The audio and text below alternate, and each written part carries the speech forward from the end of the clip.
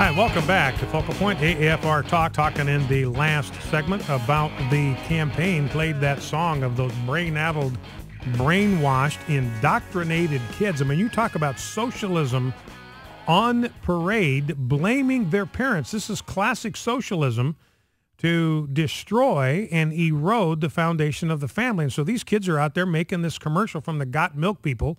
These are the people who did the Denny's Grand Slam promotion, out there slamming their parents, cutting off these children from their parents, cultivating this attitude, this resentment, this anger against their own parents. Let's go to Jeff in Edna, Texas. Jeff, if we can bring Jeff in. Jeff, you're on Focal Point with Brian Fisher. What's on your mind? Well, I kind of want to say that that last caller was a little disgruntled, but more, I think we should not vote for Barack Obama. Number one, anybody that will leave an American citizen, let alone a soldier in the U.S. Army or the Marines or Navy, whatever branch, out to die like they did, that is totally out of line. Second, his policies don't work. We know it. We've seen it. Third, the abortion thing, Planned Parenthood, that's a crock. Everybody knows that. You know, there's just so many reasons why we should not. Anybody but Obama. That's my... Okay, Jeff, listen, I appreciate that. You know, and in part, we're going to talk about this Libya thing here in just a second, but remember Barack Obama said about Hurricane Sandy, in America, we leave nobody behind. And when we find fellow Americans in trouble, we mobilize all the resources we have to try to give them help. And we find out he didn't lift a finger to help. No signal was sent. No military command was issued. Only the president can issue what's called CBA, cross-border authority. You know, for American troops to invade somebody else's sovereign space, you can't do that unless you get a direct order from the president. So our troops in Sicily, in Italy, they could not go into Libya without a direct order from the president of the United States. You can't have some kind of cowboy fighter pilot out there crossing into somebody else's airspace and triggering a war. Can't do it. That's got to come directly from the president. So the only one that could authorize those troops to go from Italy to save our people in Libya was President Obama, and he went to bed. He went to bed so he could be well rested for his Las Vegas fundraiser the next day. And CBS is out there, even CBS now doing some reporting. Cheryl Atkinson has actually been doing some journalism here, and she says this, that they have learned that the Obama administration on September 11, that during the attack they did not convene the top interagency counterterrorism resource called the Counterterrorism Security Group. This is a group that knows where the resources that every agency has. They know of all the options. They have the ability to coordinate counterterrorism assets across all the agencies. They were not allowed to do their job. They were not even called upon. So much for we leave nobody behind. Let's go to Steve Lafayette. Steve, you're on Focal Point with Brian Fisher. What's on your mind? Hello? Yeah, Steve, go right ahead. Thank you so much for having me on the program. You bet. I was listening to a little bit about Planned Parenthood, and there is something I don't really understand. I heard you talk about a minister who said that they were out to destroy or to murder thousands of babies, but Planned Parenthood isn't forcing people to get abortions. It's, you know, a decision between the woman and their doctor or their family or whoever they want to consult. And I understand people wanting to individually be pro-life and never wanting an abortion, but I don't believe that we should really control other people in terms of what they want to do with their own bodies. They're not forcing people to get abortions, and I just am really puzzled as to why people want to try to defund Planned Parenthood when no federal money goes towards the abortion services, and they only constitute about 3% of their total services in general. Well, Steve, can you hang on? I want to chat with you about this. I'd like to dialogue with you about this a little bit. Number one, do you know that Planned Parenthood gets $467 million a year of taxpayer money? Yes, I did know that. Well, that goes to fund abortions then. No, actually it doesn't. Oh, Steve, wake up and smell the napalm, buddy. If they get $467 million from the government, they don't have to get that money to fund their abortion operations. They don't have to get that money. They don't have to use that. They don't have to get money, raise that money to fund their administrative overhead and their facilities and their payroll. You bet that money goes, it makes abortions possible.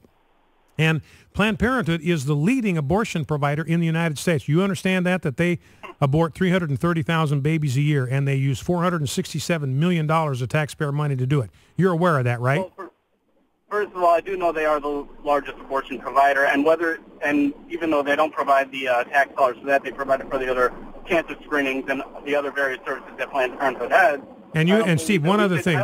Steve, one other thing. You understand that Planned Parenthood does not do mammograms, right? You understand that?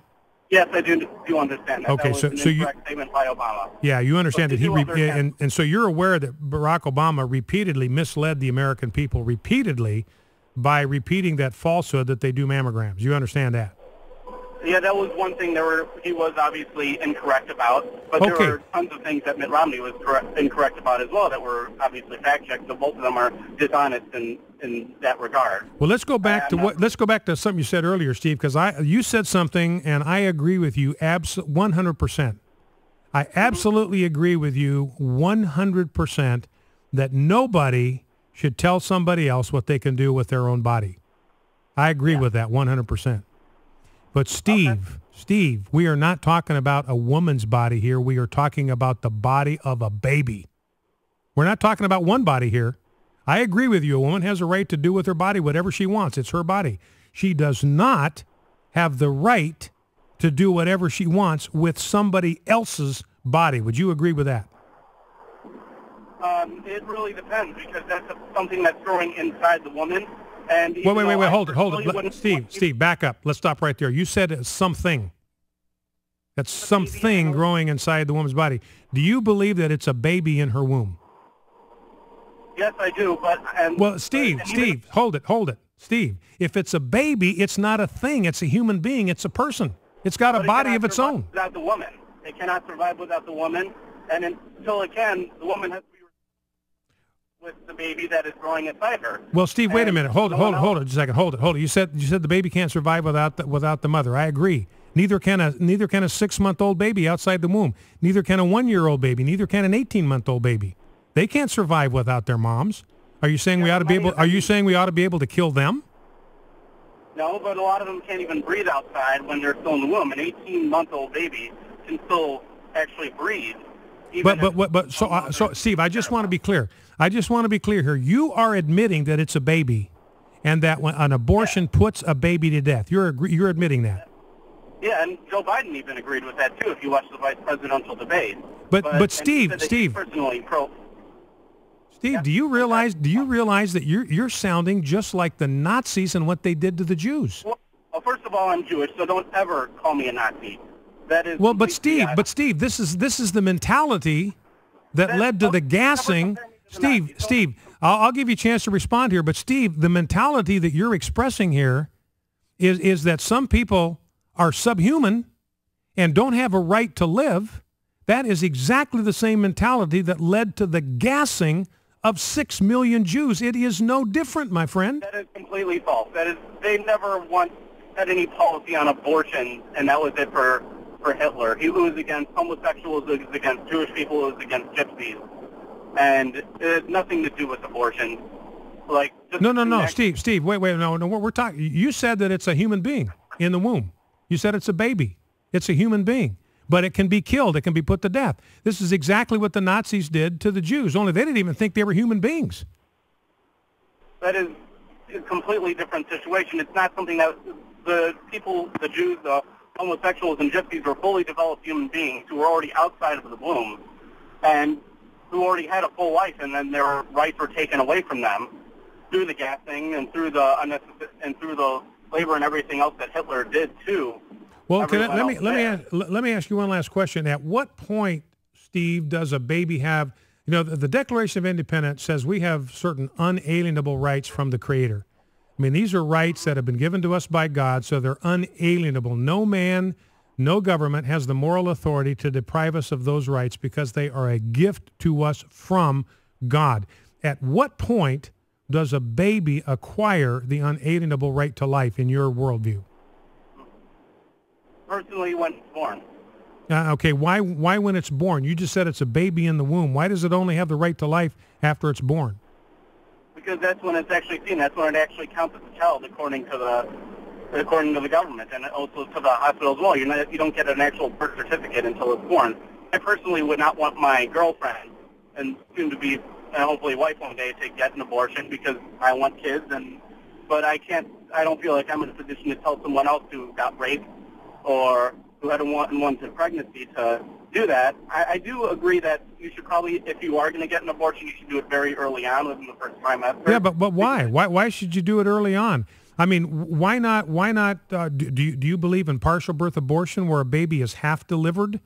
I mean, the half of the body is out. The half of the body's outside the womb, and they puncture the back of the baby's head with scissors and suck out the brains and then crush the skull. No, I don't agree with that. Well, why not? It's not born yet. It's a partial birth abortion. It's not born yet. But the key word is partial birth. Well, I'm sorry. What's that? In the process of being born. And well, wait. Hold it. Wait a minute, Steve. You said it's after a baby's born. Now you're backing it up to in the process of being born. So you're shifting things around here on me. And it also depends on whether, like you said, the baby can survive. If it's already developed to the point where it can survive. But Steve, a baby that's 6 months old can breathe on its own. It can't survive without its mother taking care of it. It can breathe on its own, but it can't survive unless its mom takes care of it. Are you saying, no, hold it. No, see, your logic, Steve, is that a baby does not have a right to life until it can feed itself, provide for itself, cook its own meals, and go to work and provide for its own needs. I think you're on a slippery slope. You're comparing, an 18-month baby that was already born to a 6-month-old in the womb, and you're comparing me to a Nazi when all you do is thump Bible verses and say that, the Christian way has to go in terms of abortion. Oh, wait, Steve, hold it. I haven't talked about the Bible once in our entire conversation. We've been talking about biology. We've been talking about genetics, but we haven't even talked about the Bible one single time. Now, you're wrong. Steve, I've heard a lot of your shows before, and not you necessarily, but a lot of other conservative programs where it all just seems like it's just based on a Bible. Well, sure. I mean, Steve, I got no apologies. I have absolutely no apologies. I believe the Bible is the Word of God. I have no apologies for that. I believe it. But, Steve, our entire conversation, I did not refer to the Bible once. I referred to biology. I referred to the nature of life. I referred to the Declaration of Independence. You're the one that brought up the Bible. Anyway, Steve, it all hinges on whether it's a baby in the womb. If it's a baby, as you agreed, it's got a right to life. Back in 2.